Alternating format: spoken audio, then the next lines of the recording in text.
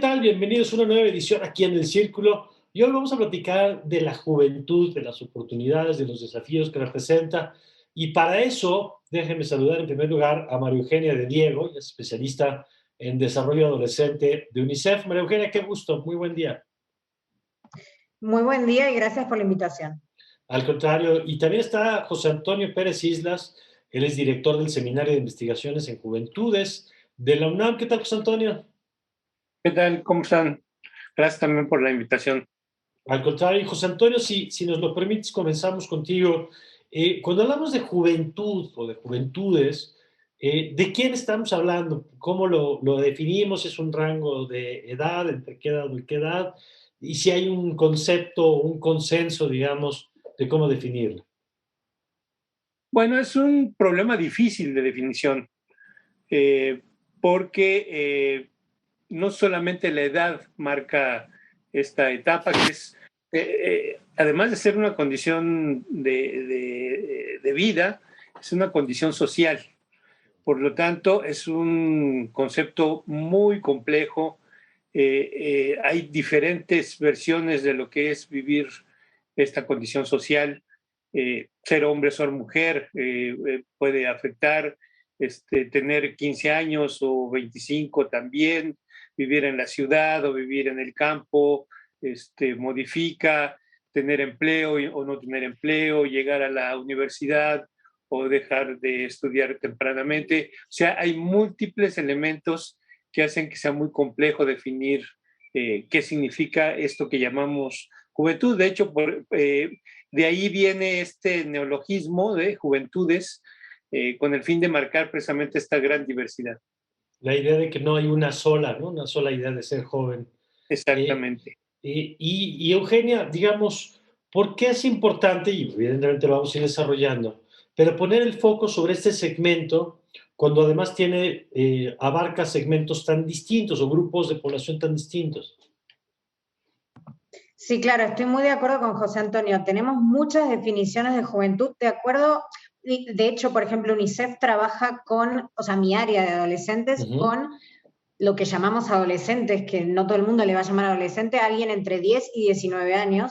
Hay otros que dicen entre 10 y 24, 15, 29, 15, 24. Bueno, son segmentos distintos que merecen intervenciones muy distintas también, porque no es lo mismo un chico de 12 que una persona de 23. Entonces, ¿por qué es importante? Yo creo que esto es clave en responder tu pregunta, y es que forman una gran parte de la población, tanto en México como en el mundo. De hecho, estamos ante el segmento de población joven, de acuerdo a casi todas las definiciones, en la historia. Entonces, ¿qué pasa? Es una gran oportunidad para que desarrollen sus habilidades, para que se eduquen, para que tengan buena salud, tanto física como emocional, pero esto no está pasando en todos los casos. Entonces, es una población a la que hay que intervenir ya. O sea, el momento es ahora, porque hay que aprovechar esta ventana en la cual específicamente México tiene una población joven bastante grande, ¿no? ¿De cuántos Entonces, estamos? No sé si tengas el dato, Eugenia, en el sí caso lo concreto de tengo. México. Sí lo tengo, me lo anoté porque siempre se me mezclan las estadísticas, pero es aproximadamente el 25% de los habitantes en México que tienen entre 15 y 29.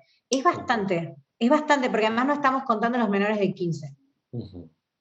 De acuerdo, es un segmento de población muy grande. Y a ver, José Antonio, vamos a ir definiendo poco a poco problemáticas y ya por lo que nos han empezado a decir ustedes, no podemos hablar de una sola problemática porque son muy diversos los grupos y por lo tanto seguramente enfrentan desafíos distintos, ¿no? Ya nos hablan ustedes, por ejemplo, de segmentos de edad, que seguramente el tema laboral pues es central, mientras que para otros el tema escolar todavía, o para todos el tema escolar seguramente, pero para otros el tema escolar tendrá todavía mayor peso. Pero, ¿qué diríamos, Antonio, si es que existe, que son elementos como transversales a estos grupos que los hacen o que nos permiten meterlos a todos dentro de la categoría juventud o juventudes, aunque tengan estas diferencias de las que ya nos hablan?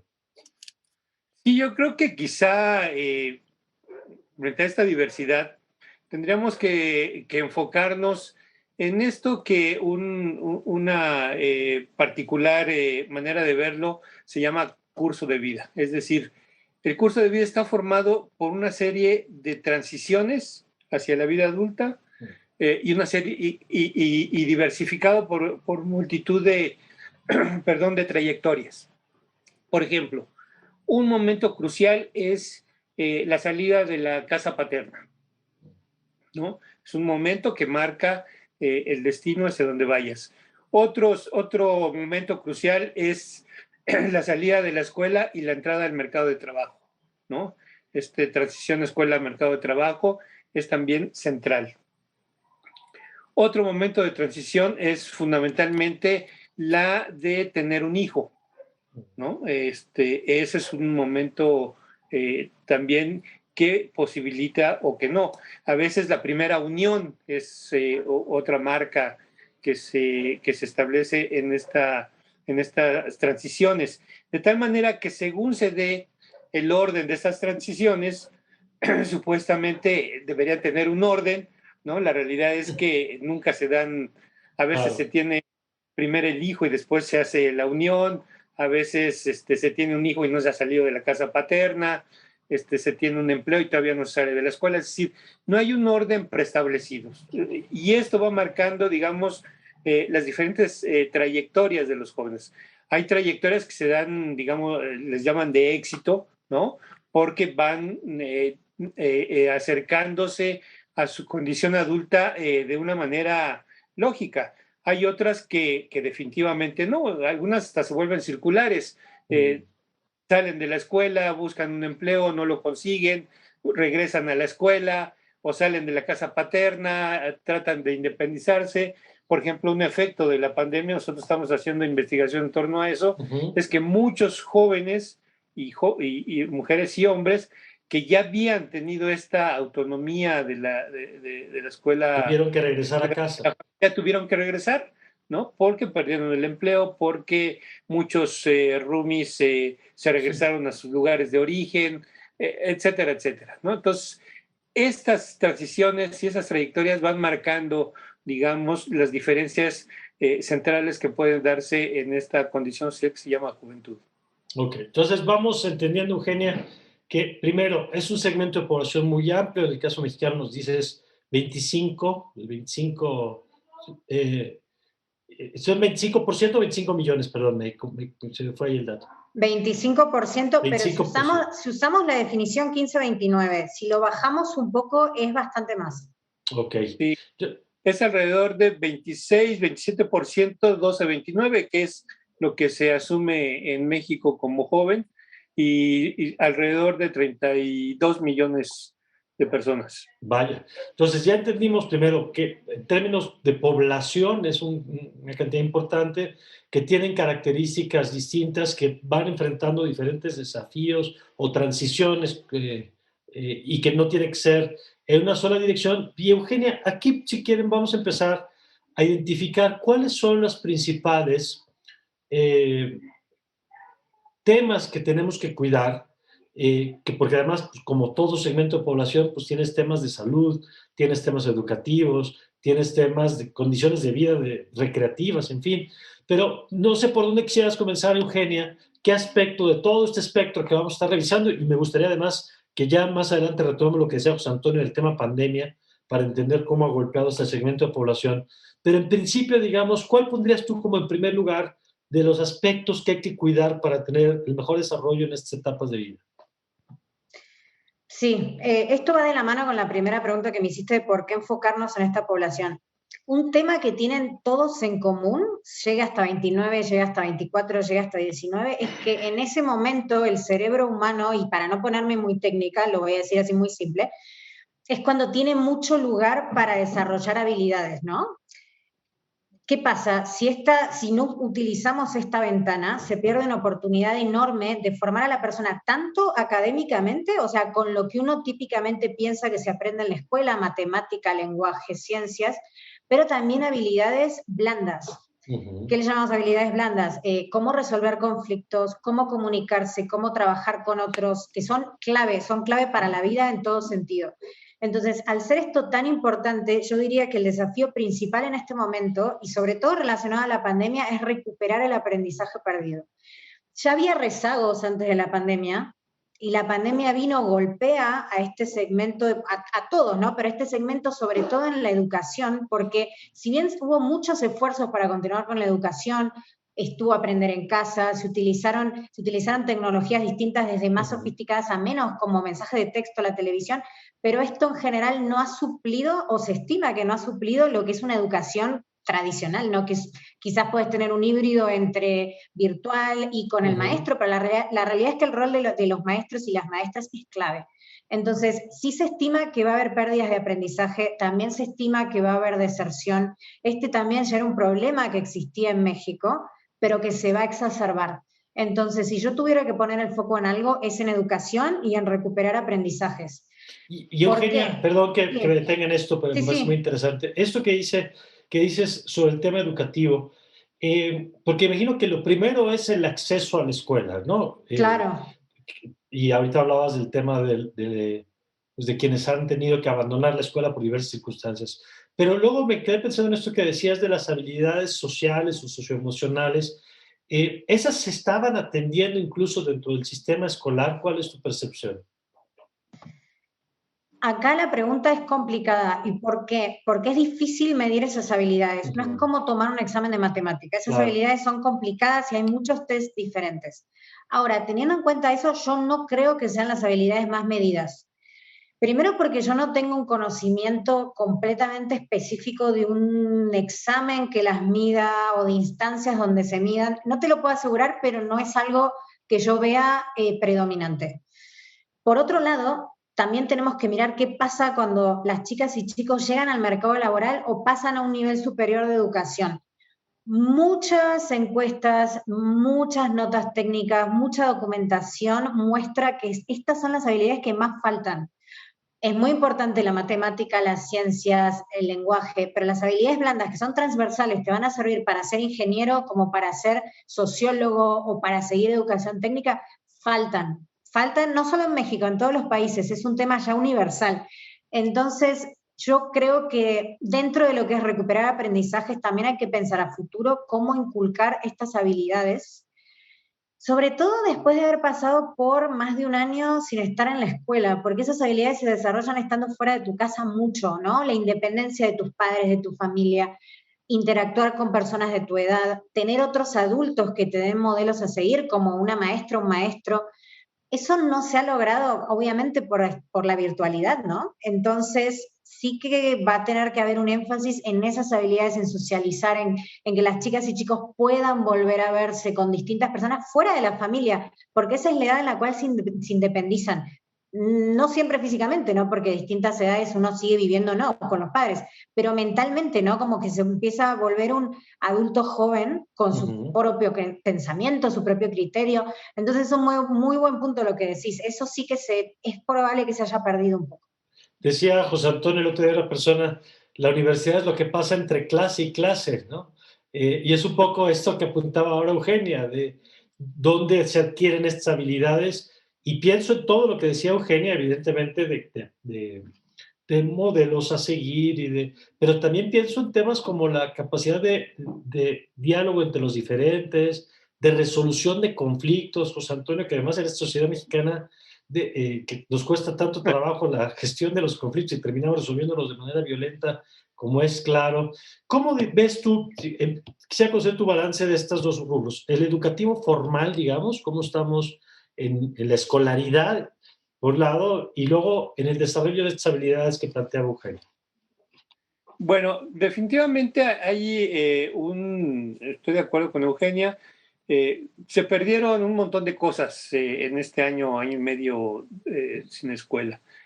Uno de ellos, lo que tú dices, yo diría que no es de la universidad, desde la preparatoria, el bachillerato, que es, digamos, ese ámbito estrictamente juvenil, ¿no? Yo siempre he dicho que en el bachillerato, más que ir a aprender matemáticas o geografía y estas cosas, va uno a aprender a convivir con los otros, ¿no? Y entonces se vuelve una relación de tú a tú, y de hecho mucho de los estudios que se han establecido es a los chavos y chavas les gusta ir a la escuela no por lo que aprenden en el salón de clases, sino Claro. por estar con los amigos, las novias, los novios. De hecho, realizamos investigación sobre historias de vida que se llama, y la realidad es que cuando hablan de su familia o de la familia de origen es muy diversa, extensa, etcétera, etcétera. Pero cuando le decimos, a ver, entonces háblanos de la escuela. Y empiezan, pues los amigos, las novias, el reventón. No, de la escuela, ¿no? Por eso, los amigos, las novias. Pues esa es la escuela, ¿no? Claro. De la escuela, ¿no? Entonces me parece que es un elemento que se perdió y sobre todo un asunto central que es el proceso de emancipación, ¿no? En realidad, que este es uno de los, quizá de los procesos más preocupantes que ya veníamos arrastrando, ¿no? Un proceso donde todas las familias, todo el país está pensando que sus jóvenes en algún momento se conviertan en adultos autónomos, claro. etcétera, etcétera, ¿no? Nadie espera que sostener a sus hijos a los 80 años de edad, ¿no? Gente cuidándolos y alimentándolos. Bueno, este proceso se ha ido rompiendo, ¿no? Lo que yo decía de las transiciones, muchas transiciones son casi imposibles. Por ejemplo, tener hogar propio, ¿no? Es complicado porque no hay recursos, no hay sueldos que alcancen, no hay seguridad en el empleo, por lo tanto no te puedes aventar en hacer un contrato de un año porque no sabes si vas a tener empleo al final del año, etcétera. O formalidad en el empleo, ¿no? Que te permita tener acceso a crédito. Totalmente, ¿no? Entonces, esto es ya venía siendo un impedimento para este desarrollo de la emancipación. Imagínate ahora, ¿no? Regresar a la casa paterna, estar la mayor, para los que tuvieron, porque hubo otro sector de jóvenes que no tuvieron oportunidad de quedarse en la casa.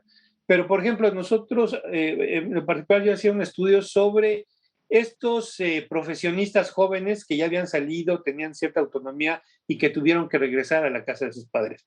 Y se me quedó la narración de una joven que me decía, ¿tú sabes lo que es comer 3 veces con mis papás? ¿No? Todos los días y no tener de qué hablar, ¿no? Entonces, debe ser muy complicado ese proceso de autonomía. Y me parece que ahí hay un punto rojo que hay que atender. Y el otro es el de la propia sentido de la escuela. Creo que una de las cosas que nos mostró la pandemia es que la escuela no son las 4 paredes o del salón de clases, ¿no? Y eso abre infinitas posibilidades para repensar precisamente la escuela. De acuerdo. Vamos a una pausa y ahorita vamos a regresar con Eugenia, también con esto que dice José Antonio, esos procesos de emancipación, decía José Antonio, los materiales, pero yo quiero conocer también de Eugenia los psicológicos, ¿no? Los emocionales, de lo que significa de pronto esta convivencia intensiva que han vivido, que es la peor pesadilla de muchos adolescentes, ¿no? Esto que decía, las 3 comidas al día, 24 horas al día, es como, el peor escenario de cualquier adolescente, pero lo platicamos regresando y vamos a platicar también el tema de políticas públicas, porque hay una parte que toca al individual, que toca a las familias, pero hay una parte que toca al Estado y vamos a ver si está haciendo también esa tarea. Lo platicamos regresando de este corte.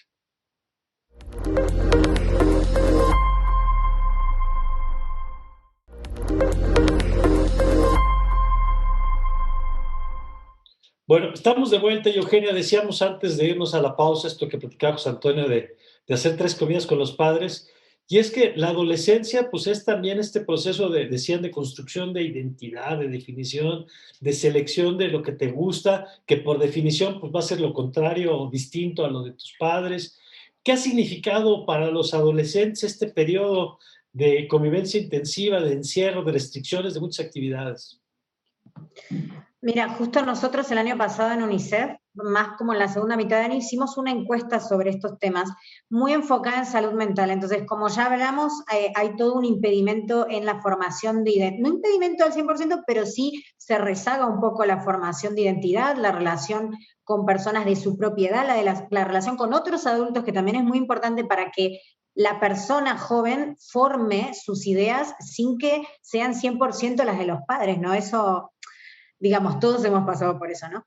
Pero sí que hay un lugar bastante negativo, digamos, de estar todo el tiempo encerrados, y yo justamente traje algunas estadísticas sobre eso, pero Para empezar, la pandemia ha afectado a las familias de forma económica fuertemente. Entonces, ¿qué pasa? Hay más tensión en el hogar, hay más problemas de salud mental, tanto en adultos como en adolescentes. Ahora, hablando de adolescentes específicamente, las estadísticas de violencia en el hogar han subido durante la pandemia.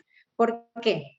Justo lo que decía José Antonio, las chicas y chicos quieren salir, quieren estar no pegados a los padres, no quieren estar haciendo todas sus comidas con los padres.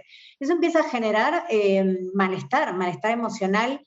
Y, por ejemplo, yo estaba leyendo que un 60% de las niñas, niños y adolescentes entre 1 y 14 años, o sea, adolescencia temprana, el 60% sufrió algún tipo de violencia familiar.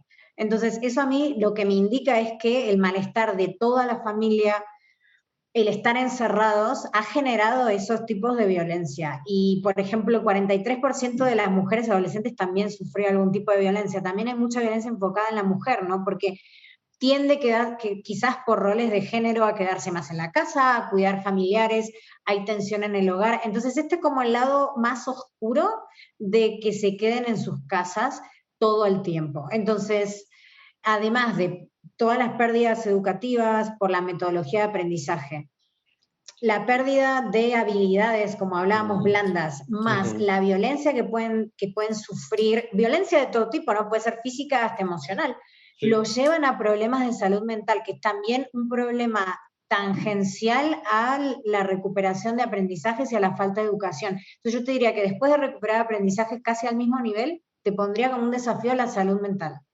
¿Y qué efectos tiene, Eugenia, por lo que han dicho los dos, el retraso de varios de los procesos que se suelen dar en esas edades, digamos? O sea, esta falta de convivencia, yo entiendo además que es transitorio y confío en que la plasticidad de nuestros cerebros y más los jóvenes y los niños les va a permitir, cuando venga lo que sea que venga, ¿no? Recuperar mucho de lo que hemos perdido en este tiempo. Pero en principio, Eugenia, digamos, ¿qué efectos tendría el que se retrasen muchos de estos procesos, como los que decía José Antonio, de la posibilidad de convivir con los amigos fuera o de vivir, tener esta autonomía de la que hablamos, que evidentemente sabemos que siempre que hay crisis, pues las familias son las que terminan absorbiendo por la imposibilidad de ocupar otra casa, ¿no? De independizarse. ¿Esto tiene efectos también de mediano y largo plazo? Claro, por supuesto que tiene efectos. Va a depender un poco de la edad, pero está muy documentado en la evidencia internacional, en la evidencia en México, que si una persona sufre este tipo de situaciones en edades tempranas, hay una cosa a la que le llaman efecto cicatriz. ¿Qué pasa? Que va a impactar tu trayectoria laboral y educativa después. Ahora, yo diría que si esto pasa cuando alguien tiene entre 10 y 14 años, el cerebro es muy plástico, es posible que esto se pueda subsanar de forma un poco más rápida, pero una persona de 19 años, ¿no? Que ya está, quizá ya terminó la escuela secundaria, puede ser que haya pasado educación superior, educación terciaria, o que decida ir al mundo laboral. Todas estas carencias se van a reflejar inmediatamente, porque como les decía antes, los empleadores sí que a veces se quejan de que les cuesta llenar posiciones. ¿Por qué? Sobre todo por las habilidades blandas, porque dicen, el resto yo quizás se lo puedo entrenar, pero me viene una chica o un chico de 19, 18 que quiere trabajar y quizás no tiene habilidades de comunicación y lo principal, no se logra relacionar con sus pares, que esto es lo que hablábamos justo ahora, ¿no? Que han perdido eso los y las adolescentes durante la pandemia. Entonces, consecuencias en el mercado laboral, muy probablemente, muy probablemente. Quizás los más jóvenes pueden hacer como un catch-up y sí lograr llegar al mercado laboral o a la educación superior más preparados, pero los que ya están al borde de dejarla o ya son mayores de edad, ahí sí que hay que hacer una intervención más intensiva y prepararlos bien para la transición a escuela-trabajo. Y José Antonio, ahí no sé si se tengan datos, lo hemos dicho mucho en este programa, que el virus es el mismo, pero los efectos son diferenciados. Y lo hemos particularmente aquí analizado con el tema de género, ¿no? Como para las mujeres, ya lo mencionaban ustedes, ha significado aumento de carga de trabajo en el hogar, mayor desempleo, mayor retraso para la reincorporación a los mercados laborales, porque el tema de los niños en casa, por ejemplo, quien ha terminado absorbiendo la tarea ha sido mayoritariamente mujeres. Pero en el caso de los jóvenes, José Antonio, tenemos ya datos de cómo ha impactado esto, porque hemos dicho que tenemos una crisis en México como matruscas, ¿no? Tienes la crisis de salud, pero luego tienes la crisis económica y luego tienes la crisis social, en fin, ¿cómo le ha pegado a los jóvenes esto? Bueno, el primer dato en realidad preocupante es que alrededor de 2.9 millones de jóvenes ya no se reinscribieron al siguiente año, ¿no? Altísimo el dato, José Antonio. Altísimo, exactamente, ¿no? Más los hombres que las mujeres, ¿no? Donde pegó más fue en los hombres. Y esto ya es una marca que se viene desarrollando. En general, las mujeres tienen mayores probabilidades de terminar su ciclo educativo, más que los hombres. Porque hay más presión al hombre que se incorpora al mercado laboral. Exactamente, exactamente. Porque muchas de esas decisiones de incorporación temprana al mercado laboral viene de una decisión familiar. Cuando hay algún problema, le dicen, pues mijo, ni modos, hay que entrarle a esto, ¿no? Entonces, ciertamente hay un impacto mayor en los varones, que les complican esta reincursión en el sistema educativo. Pero el siguiente efecto de la pandemia es algo que también ya sabíamos y que ahora lo comprobamos, es que los jóvenes son los primeros en ser expulsados cuando hay una crisis del mercado de trabajo, ¿sí? Y los últimos en ser recontratados, ¿no? Y esto lo volvimos a ver, estudios del Banco de México nos muestran que en 19, cuando empezó la pandemia, sí, la mayor probabilidad de que abandonaran el mercado de trabajo la tenían los jóvenes, sobre todo entre 15 y 19 años, ¿no? Y le seguían los de 20 a 24. Pero ahora que empezaron las recontrataciones, también un estudio del Banco de México nos muestra que no están siendo recontratados, ¿no? En esta nueva apertura del empleo y eso, prefieren contratar a adultos que a los propios jóvenes, ¿no? Entonces se vuelve a repetir esta por desgracia, constante de ser los primeros a ser expulsados y ser los últimos en ser contratados, ¿no? Ok, ahora déjenme, ya hablamos temas educativos, temas del mercado laboral, déjame, Eugenia, incorporar temas de salud, porque a lo mejor hay segmentos que identificamos como muy clara la política de salud, ¿no? El tema de infancia, por ejemplo, pues, pienso vacunación, ¿no? Como una cosa como automática. Adultos mayores, pues pensamos temas que tienen que ver con salud en general, con discapacidades. Pero cuando hablamos de jóvenes, por ejemplo, ¿de qué hablamos cuando hablamos de una política de salud orientada al segmento, no sé si temas de salud reproductiva, que aquí hemos hablado en algún programa, de embarazo adolescente, por ejemplo, que termina siendo altísimo en México? ¿Cuáles serían esos temas y si los ves que los estamos atendiendo, cubriendo? Bueno, la verdad es que hay muchos temas. No sabría por dónde empezar, pero yo creo que, como te decía antes, salud mental a veces es estigmatizado y no se lo mira, no se lo atiende. Si bien UNICEF, por ejemplo, ha trabajado con el Instituto de la Juventud en realizar, de hecho desarrollamos el año pasado una plataforma para que los jóvenes accedan a asistencia psicosocial de forma gratuita y se los pueda derivar, es la verdad que ha tenido muy buenos resultados. Y el gobierno está intentando irse para ese lado. Es complicado porque también está estigmatizado el tema dentro de las familias, entonces que una persona vaya a buscar ayuda psicológica no es la regla a veces, ¿no? O incluso, Eugenia, pienso que el adolescente que se encierra, que se aísla, que no platica, pues a veces parece el adolescente normal, ¿no? O sea, exactamente. Que no se entiende que también hay temas de salud mental que deben ser atendidos. Están un poco ocultos. Yo, por ejemplo, miraba estadísticas y hay más de 2 millones de adolescentes que reportaron casos de depresión el año pasado. Si lo vemos en porcentaje quizás no es tan alto, pero en números sí son más de 2 millones, es mucha gente que ha reportado eso. Pensamientos suicidas, lo mismo, es un número muy, muy alto, creo que son 10 de cada 100.000, es bastante, no parece, pero es bastante, porque un pensamiento suicida puede llevar al suicidio, y en la adolescencia sabemos que la incidencia es más alta. Entonces, en términos de salud mental, creo que ahí hay que darle más visibilidad. El gobierno yo creo que ya lo está haciendo, pero hay que hacer como una campaña también para que las personas se sientan cómodas buscando ese tipo de ayuda. Ahora, no es lo único, está la salud física. ¿Qué pasa? Durante la pandemia se estima que han subido, por ejemplo, los casos de sobrepeso, casos de obesidad, que ya eran bastante altos. O sea, en la población de 12 a 19, el 40% tenía algo de sobrepeso u obesidad. 12 a 19, 40% en México. Es muchísimo, es muy preocupante. Y sí se hacen campañas, sí el gobierno ha aprobado algo muy, muy importante que fueron los etiquetados, que ustedes seguramente lo vean en el supermercado todo el tiempo, de que exceso de calorías, exceso de azúcar, sodio. UNICEF también trabajó mucho detrás de que se aprobara eso, entonces estamos muy orgullosos de que haya sucedido. De todas formas, es un problema que viene de hace mucho tiempo y no se ha resuelto.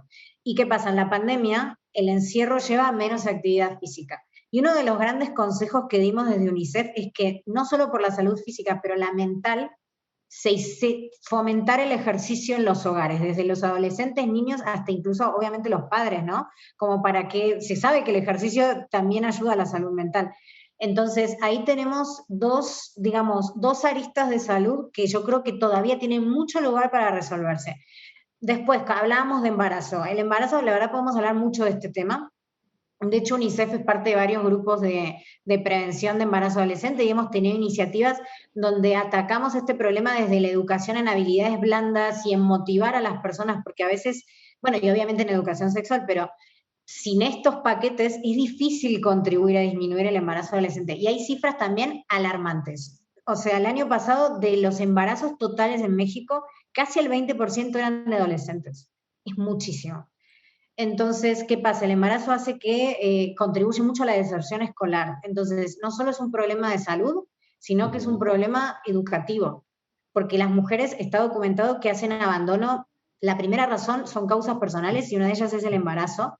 Y otra, como decía ahora José Antonio, es que las mujeres sí, quizás terminan la escuela, pero después no siguen estudiando, no siguen trabajando por temas personales como cuidado de hijos, cuidado de personas mayores. Se las asocia al estereotipo del cuidado. Entonces no es que no hagan nada, parecen inactivas, pero en realidad es que no están remuneradas.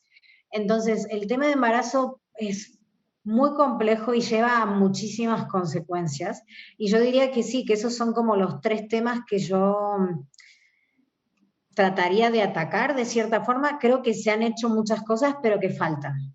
Yo quisiera conocer, José Antonio, tu perspectiva sobre esta vertiente, el tema de la salud.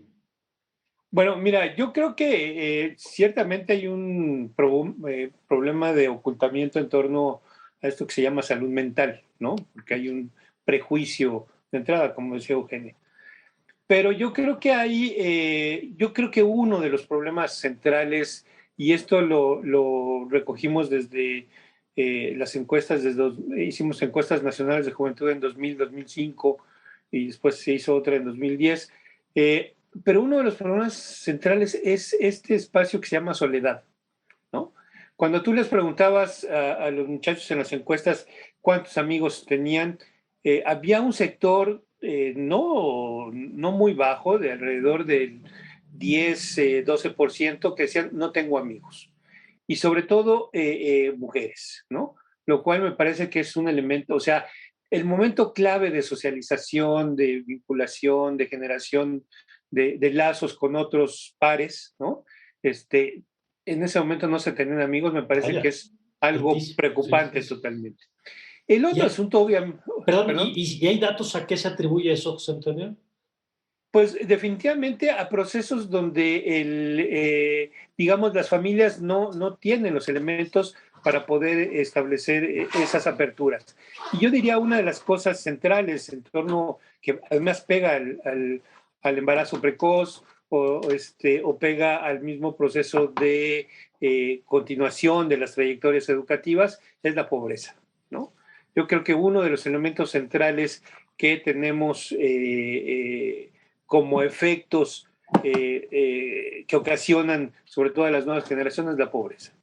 La pobreza está fundamentalmente centrada en los menores de edad y en los jóvenes.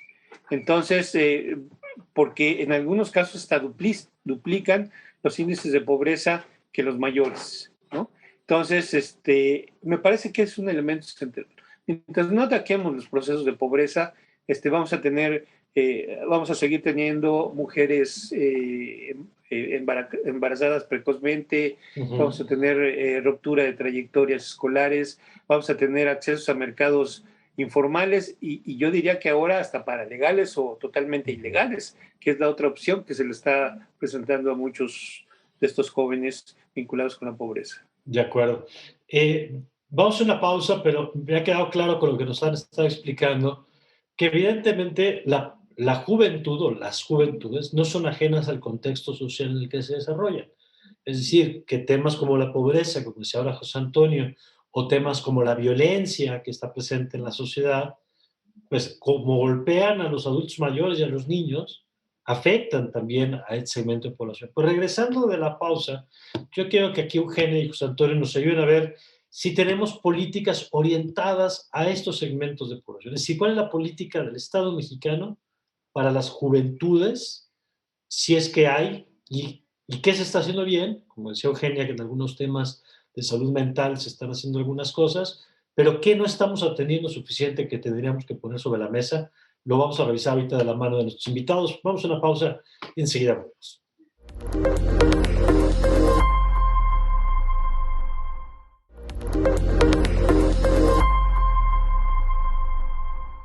Bueno, estamos de vuelta, Eugenia, y nos quedamos con esta pregunta de si hay políticas de Estado dirigidas a la juventud. Entiendo, por lo que ya nos han dicho, que son políticas transversales, ¿no? Es decir, no es que exista la Secretaría de Juventud, que en México sea un instituto, ¿no? Pero porque no es que el joven atienda en esa ventanilla todas sus necesidades, pasa por educación, pasa por salud, ya nos han explicado, pero existe una visión que contempla a los jóvenes como sujetos, y lo pregunto porque a veces me da la impresión de que dicen, jóvenes, hay que organizarles conciertos, jóvenes, hay que, como si fuera nada más un asunto de entretenimiento, o como si fuera un asunto, y no de cómo el Estado acompaña en cada una de las transiciones de las que nos han estado hablando. Es decir, no hay créditos, por ejemplo, para jóvenes, no hay manera de que un joven se haga de una propiedad, pues porque no hay políticas orientadas hacia ellos, ¿no? Por poner un caso específico.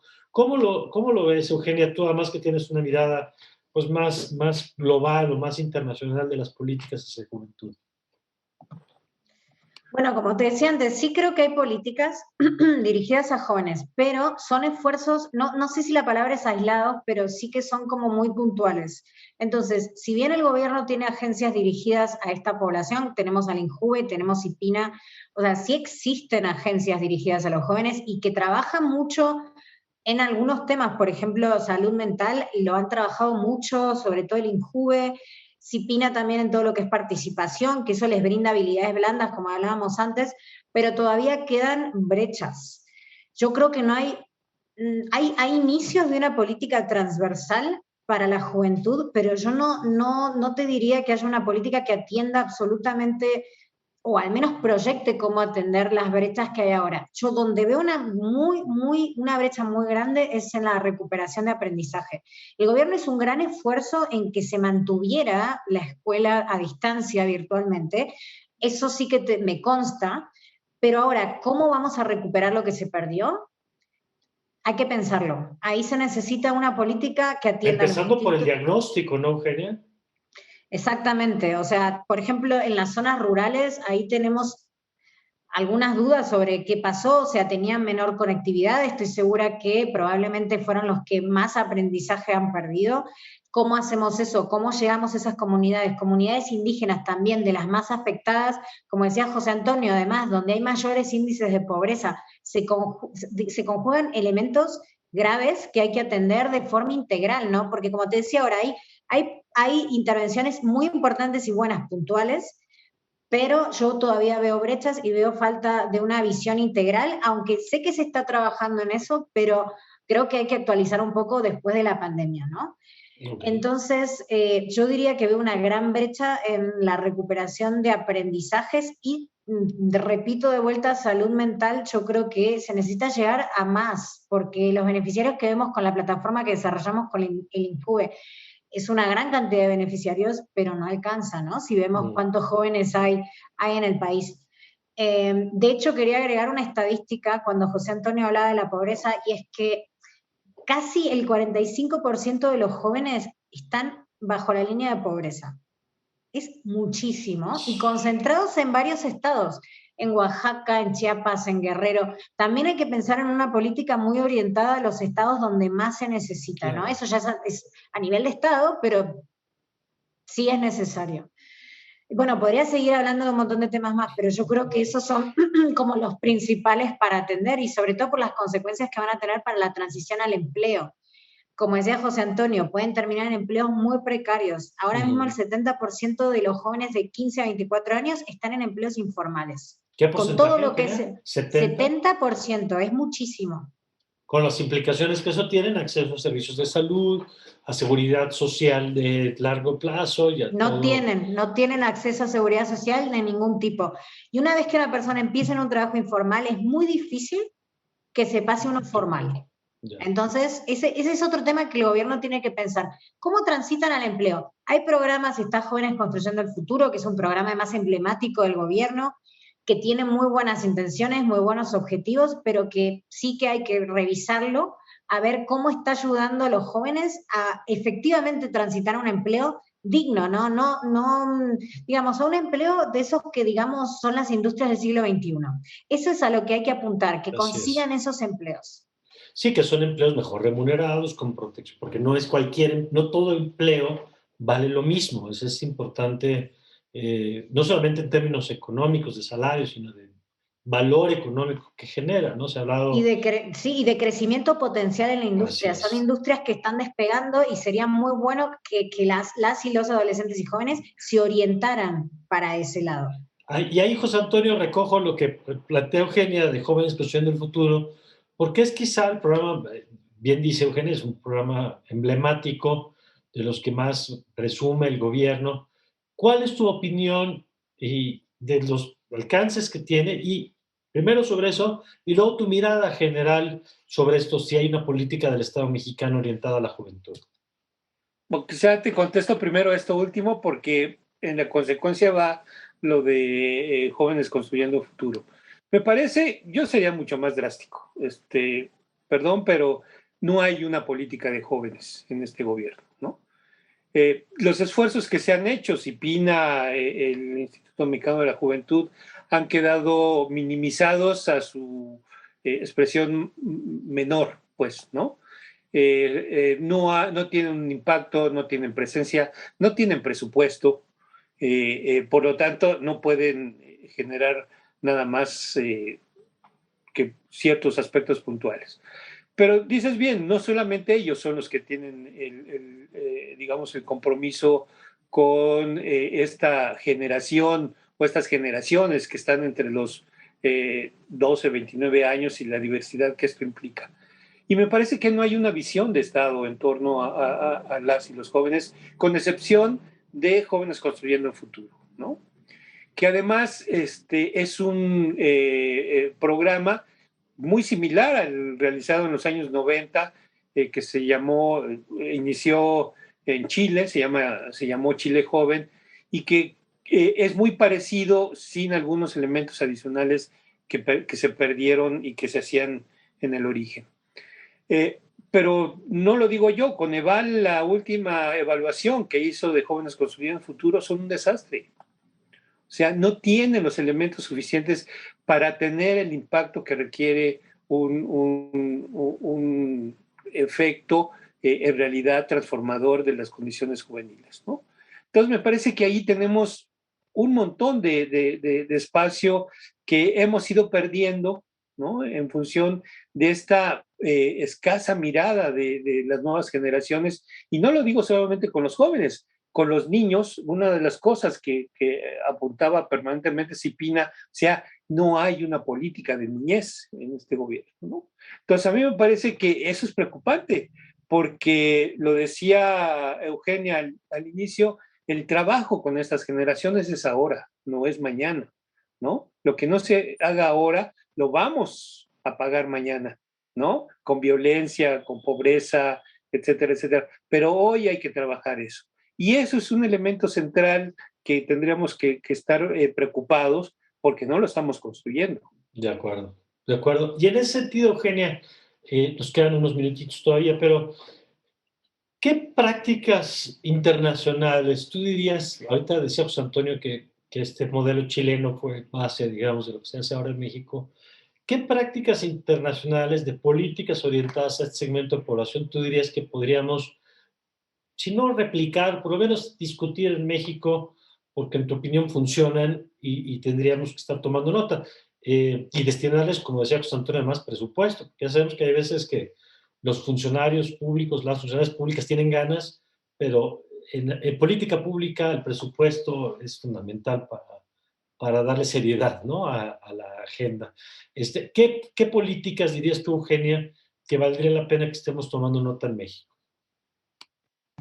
Bueno, como es un tema transversal, hay varias políticas, pero yo acá insistiría un poco en el tema de educación y transición al empleo. Además, también es donde más conozco, la verdad que mi expertise es mucho en educación y en empleo.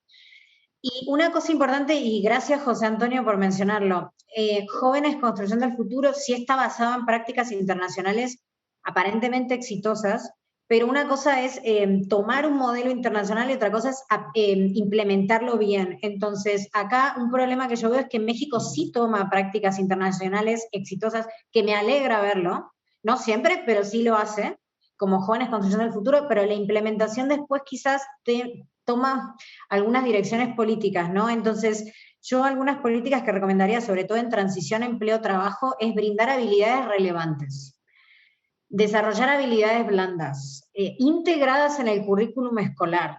Desde chiquitos, desde pequeños. Es un tronco común, porque las habilidades blandas, si, no me voy a meter ahora en el tecnicismo, pero si vemos un cuadrito de las edades y qué habilidades desarrollan en cada segmento, vas a ver que en todos los segmentos etarios es necesario como incentivar unas habilidades específicas. Eso yo lo veo carente, y en otros países les ha costado mucho, es difícil, porque son habilidades difíciles de medir, pero sí es necesario hacer un esfuerzo, revisar políticas internacionales. Ahora, para hacer el enlace con el mercado laboral es muy no simple de implementar, pero simple de responder en este momento, y es que tienen que estudiar el mercado laboral del futuro, ver las proyecciones, ver cuáles son las habilidades demandadas y empezar a inculcarlas desde edades tempranas. No digo que se inculque buscar trabajo a los 13 años, por supuesto que no, pero sí empezar a hacer acercamientos con el mercado laboral. Eso ha funcionado muy bien en muchos países que llamaríamos exitosos, ¿no? Australia, Nueva Zelanda, Corea, Alemania, Inglaterra. Después, volviendo al tema de Jóvenes Construyendo Futuro, prácticas laborales clave, pero mientras sean prácticas laborales donde aprendan, donde tengan un programa serio de aprendizaje, que no sean empleados a los que les llamen, ay, los voy a contratar porque este programa del gobierno me da subsidio al salario, entonces, uy, qué bueno, trabajo menos costoso. No, es trabajo donde se tienen que capacitar. Entonces, es clave que los programas así tengan eso en cuenta. Y en habilidades relevantes, para mí eso es clave, o sea, pensar cuáles son las industrias del futuro, orientarlos a eso, y una cosa un poco más simple todavía es darles información, porque esa es una carencia enorme. ¿Cuántos jóvenes no saben bien qué hay en el mercado laboral? No saben bien cuáles son los retornos, cuáles son los salarios, qué se estudia. Muchas veces vemos países donde la mayoría dice quiero ser abogado o abogada, y quizás no es lo que mayores retornos laborales dé en este momento. Entonces hay muchas políticas de transición escuela-trabajo internacionales que se podrían tomar en cuenta para que no se llegue a estos niveles de informalidad, por ejemplo, 70%, eso es porque están en trabajos precarios y no los han preparado bien.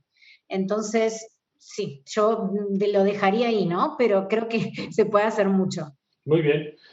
José Antonio, déjame cambiarte un poco la pregunta, a reserva, por supuesto, de lo que nos quieras comentar de estas experiencias internacionales, pero a mí me ha gustado de tus respuestas que más de una has dicho, hablamos con los jóvenes y esto es lo que dicen. Y es importante, y esto desde el CIPINA lo ha dicho mucho, hay que escucharlos, no solamente hay que tutelar, ¿no?, en la lógica de yo te voy a decir lo que necesitas, sino que también desde la lógica de sujetos, no solamente de receptores. ¿Qué dirías tú de los estudios que tienes? Pues, ¿qué es la agenda? Pero no ahora desde la lógica del gobierno, sino desde la lógica de los propios jóvenes. Yo diría que, y esto lo aprendimos haciendo encuestas, una cosa es cuando tú le preguntas a los jóvenes cuáles son los problemas de la juventud o de los jóvenes, ¿no? Y te responden empleo, violencia, etcétera, etcétera. Pero cuando les preguntas cuáles son tus problemas, hay un montón de problemas vinculados con la cotidianidad, ¿no? Con la vivencia del día a día. La relación con los padres, la relación con los amigos, novios, con sus expectativas de futuro, ¿no? Una de las cosas que a mí me sorprendió es cuando les preguntábamos, ¿cómo te ves en 10 años? No se ven en 10 años, no saben lo que van a estar haciendo en 10 años. Bueno, en 5 tampoco. Bueno, en un año tampoco. Lo máximo que se podían ver es en 1 o 3 meses, ¿no? O sea, el futuro se les ha acercado de una manera terrible, ¿no? Y entonces esta posibilidad de pensarse en 10 años, pues no sé, porque no sé si vaya a tener empleo. Es No sé si vaya, incertidumbre, claro. claro, ¿no? Entonces, eso es, digamos, un elemento central en la vida de los jóvenes. Ahora, yo no soy catastrofista, me parece que una de las cosas que han demostrado precisamente los jóvenes, por ejemplo, mi generación de los 70, no hicimos muy bien las cosas, porque pues, hoy estamos en los problemas que estamos, pero decían lo mismo de nosotros, ¿no? Es que estos jóvenes no tienen futuro, es que estos son apátridas, es que estos, ¿no? Etcétera, etcétera. Yo creo que con el tema de los jóvenes siempre hay que confiar, aunque no nos guste el futuro que ellos construyen, ¿no? Aunque a los adultos no nos guste lo que están construyendo. Pero me parece que es una generación que va precisamente por esta experiencia de incertidumbre permanente, va a ser muy creativa. Y que yo agregaría, José Antonio, ahora que lo dices, que incorpora incluso otros referentes y otros valores. Pienso en temas como el ambiental o toda la discusión de temas de género, todo el tema de diversidad, mucho más presentes en estas generaciones de las que teníamos antes, ¿no? Claro, totalmente, ¿no? Su idea de familia va a ser totalmente diferente a la que tenemos ahora. Su idea de la acumulación, también, ¿no? Hay muchos que están renunciando a esta acumulación de tener bienes y bienes y vivir un poco más en comunidad. Y yo creo que es un elemento central, ¿no? La vivencia y la generación de una comunidad que te pueda ir acompañando en lo que vas haciendo.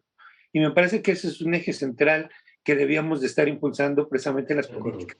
¿Cómo generamos comunidad?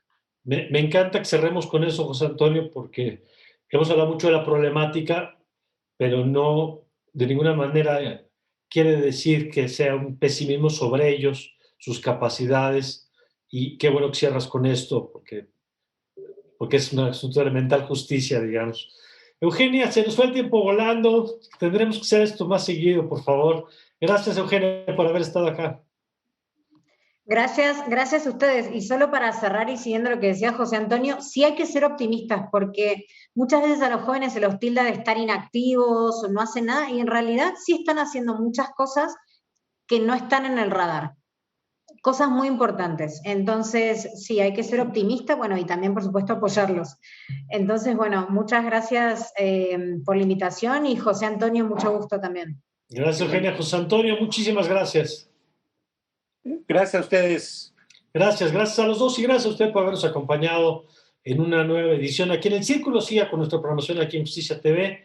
Yo soy Mario Campos y le deseo, como siempre, que tenga usted un magnífico día.